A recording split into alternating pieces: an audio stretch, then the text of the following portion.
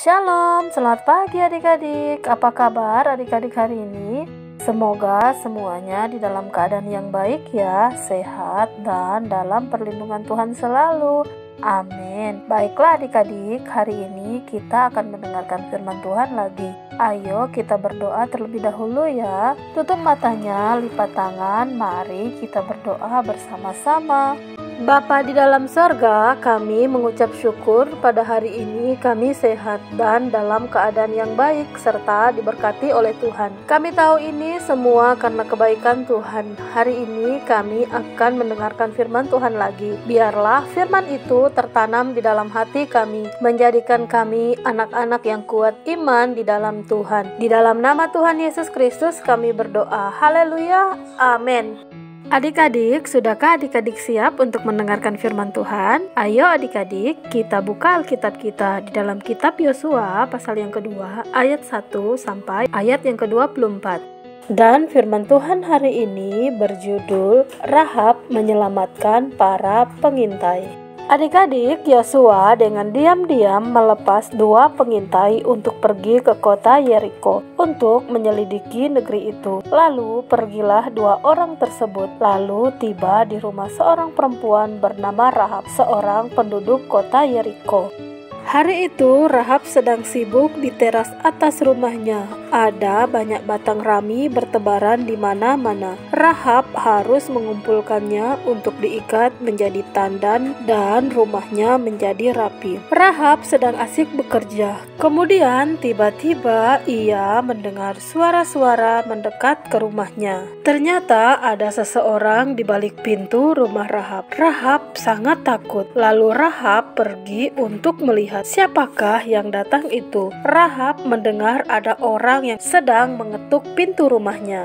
Kemudian Rahab segera membukakan pintu rumahnya. Ternyata ada dua orang laki-laki di luar rumahnya. Tentu saja Rahab tidak mengenal dua orang tersebut. Tetapi dua orang tersebut tahu bahwa Rahab sering membawa orang masuk ke dalam rumahnya. Rahab tersenyum ramah menyambut kedatangan mereka dan menyuruh mereka masuk. Tetapi ketika mereka masuk ke dalam rumah Rahab, ternyata ada orang yang melihat dan menyadari bahwa dua orang tersebut adalah mata-mata dari Israel. Kemudian mereka datang untuk melaporkannya kepada Raja Yeriko. Raja Yeriko menyuruh orang untuk menangkap orang tersebut.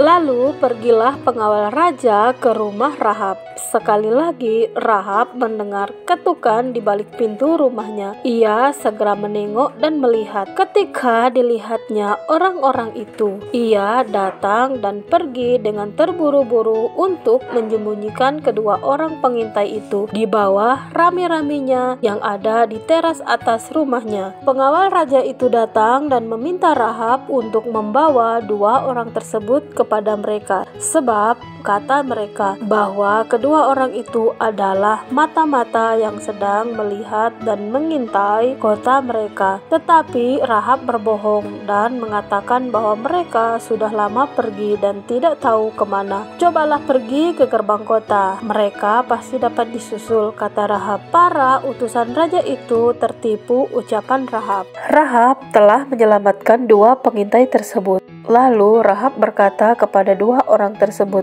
bahwa mereka tidak aman jika mereka berlama-lama ada di kota Yeriko. Ayo, kalian harus segera pergi. Tetapi sebelum mereka pergi, Rahab berpesan dengan penuh harap. Ia meminta tolong agar ketika nanti orang Israel masuk untuk menduduki tanah Yeriko, tolong ingatlah aku dan keluargaku seperti aku menolong kalian hari ini. Kami tahu bahkan sudah mendengar tentang Tuhan Allahmu yang besar dan perkasa, dan bagaimana Allah akan memberikan negeri kami ini kepadamu. Dua pengintai itu berjanji untuk mengingat Rahab dan keluarganya dan datang untuk menyelamatkan mereka pada hari mereka menduduki tanah Yeriko. Kami tidak akan lupa, kata mereka. Gantungkanlah benang kermisi ini pada jendelamu maka kami akan datang untuk menyelamatkan engkau pada hari itu beserta keluargamu. Lalu pulanglah dua pengintai itu kembali kepada Yosua dan menceritakan semua pengalaman mereka. Adik-adik, Rahab tinggal di kota Yeriko, sebuah kota benteng yang dikelilingi oleh